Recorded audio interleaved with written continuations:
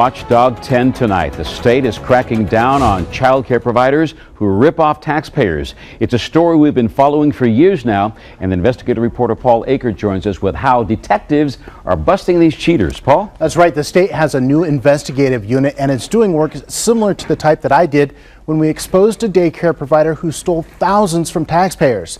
And this new unit has already had success of its own. Inside this state office building, each stroke of the keyboard spells trouble for daycare cheats. We will find you and we will catch you. State Jobs and Family Services spokesman Ben Johnson is talking about a new investigative unit that crunches electronic data to find child care providers who appear to be ripping off taxpayers. Data doesn't lie. 4 undercover detectives spend some of their time in the field, but back here, they look for stories of fraud told by these swipe cards and found in the piles of data they produce. Parents use the cards to check their kids into daycares paid for by tax dollars.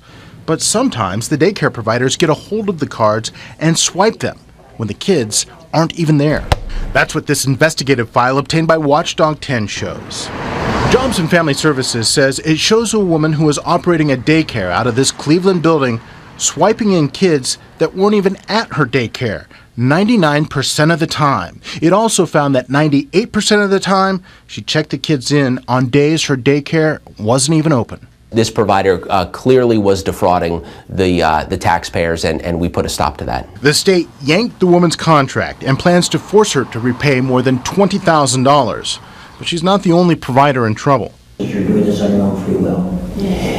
Former daycare provider Jasmine Rodriguez DeMota recently pleaded guilty to 3 felonies following a Watchdog 10 investigation.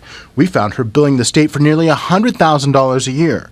But when we put her under surveillance for 2 weeks, virtually no kid showed up. I've seen no activity. Watchdog 10 broke the story just a few months before the state started its computer tracking unit. Johnson says his department had that plan before we exposed Rodriguez DeMota, but the story still helped. The stories like the one that you did illustrate how necessary this was. And the Department of Jobs and Family Services is proud to point out that it was just audited by federal authorities. In those areas that were audited, the department says it fully complied with federal guidelines on how to do business. Paul Aker, Watchdog 10.